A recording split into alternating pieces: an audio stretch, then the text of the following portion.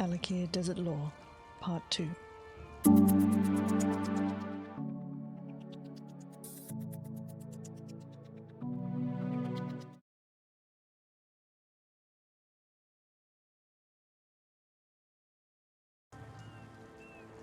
Sacrilege and Mayhem in the Alik'r.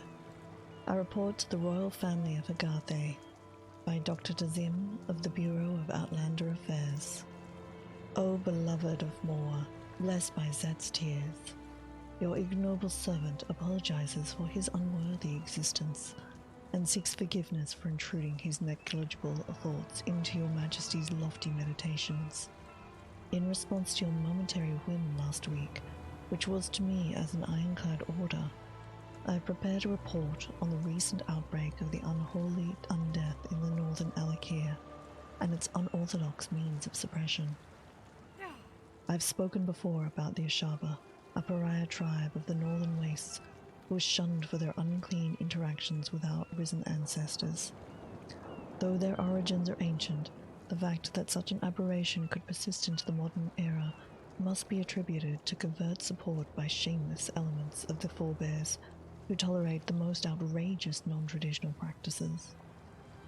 This hypothesis would seem to be validated by recent events, which I shall now have the honor to recount to your majesties.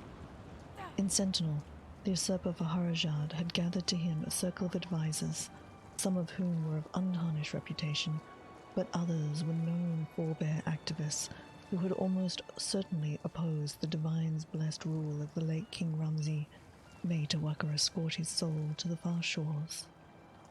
One of these questionable viziers, Sutura by name, seems to have not only been a bad advisor, but also a secret necromancer. As far as our agents of the Bureau have been able to reconstruct it, this Sutura slew all of King Faharajad's other viziers and reanimated them in an attempt to kill Faharajad himself. The attempt was a failure. Faharajad escaped, but so did Sutura.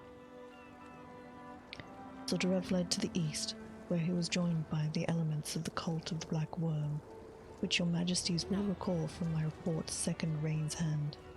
Undead, mostly Ra-Natu, were raised by members from forgotten graveyards in the deep desert, and Sutura led his unclean minions back towards Sentinel.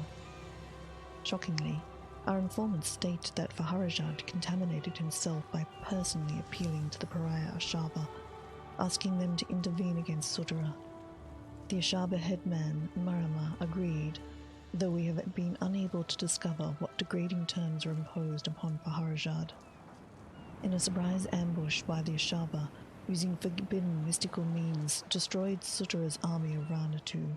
Sutura himself, it is said, fell under the blade of the exile Marama.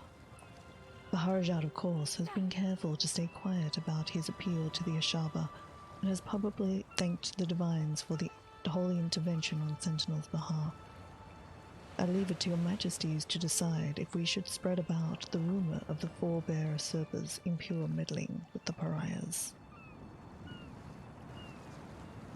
Sentinel, the Jewel of Alik'r, by the unveiled Azadeh, songbird of Satakalam.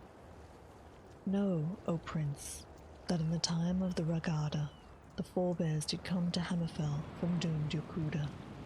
First, they landed at Agarthe, which they freed from the affliction of the beast peoples. Then spread they both wise along the coasts, seeking out goodly harbours and well-watered oases. To the north and west went the warrior sailors of the Grandi Yagoo, in the great ships they had brought them from Akos Kazas, until they rounded the Cape Shira.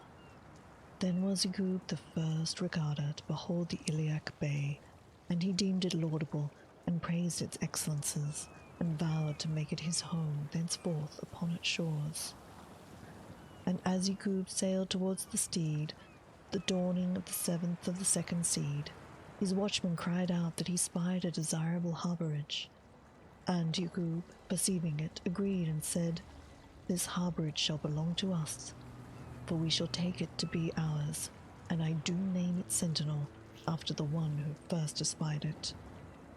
Then Sentinel, for thus ever after was it known, already contained a port on its harbour, which port was the haunt of low elves and men who did consort with elves.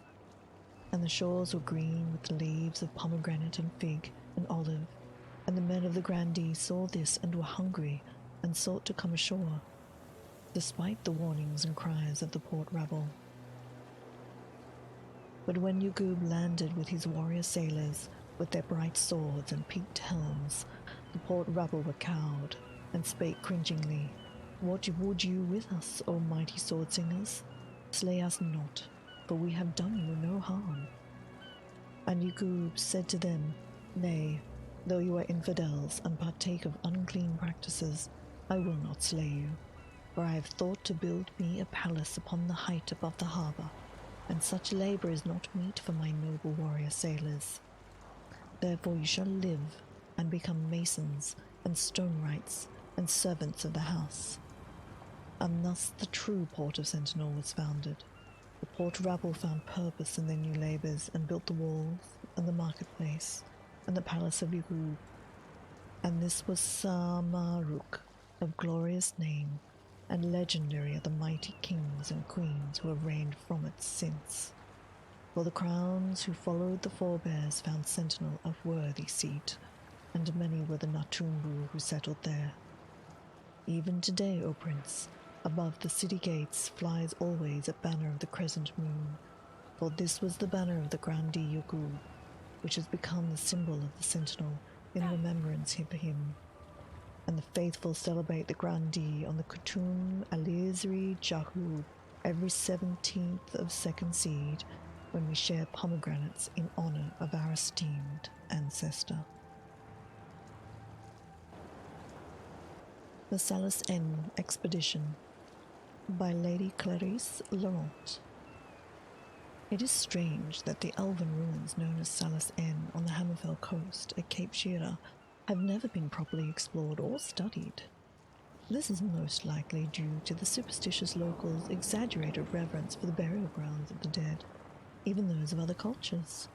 I wouldn't go so far as to accuse the Alik'r Red Guards of timidity, but really, having to bring all my own people over from High Rock is a bit much.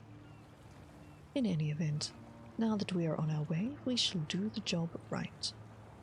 The known facts about Salas En are few, but they are fascinating, as it has been inhabited over the last 3 eras by a series of cultures.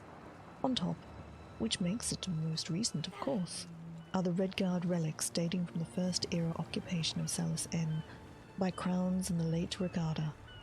Colonists from the island of Yath in Lost Ikuda, these Red Guards seem to have been displaced the elves who previously occupied the site.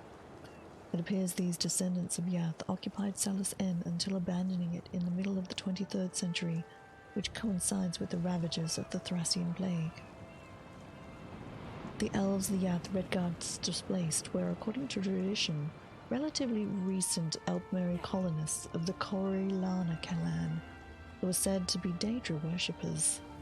This would account for their emigration from Somerset to the austere shores of Hammerfell. They seem to have arrived sometime in the 6th century First Era, inhabiting and expanding on structures originally built by the Aelids. Bosmeri relics are intermixed here with classic high-period Altmeri, suggesting that either the clan participated in the Wood Elf coastal trade, then at a historic height, or that Salas En was used as a stopover by Bosmeri merchants before the clan arrived. Below these High Elf additions, and indeed still standing with less wear on them than any of the structures built afterwards, are the original Aeliad stoneworks, jutting proudly towards the heavens despite the passage of millennia. The Aeliad elves who built Salas En are virtually unknown to history, and it is primarily to reveal their story that I have organized this expedition. With the assistance of my experienced and hand-picked team of excavators, I have every confidence that we can persuade the stones of Salas En to reveal their secrets to us. I hope you're enjoying these readings. Let me know in the comments below. And come follow me over on twitch.tv/ICYIC, where I stream Elder Scrolls Online 4 days a week. See you there.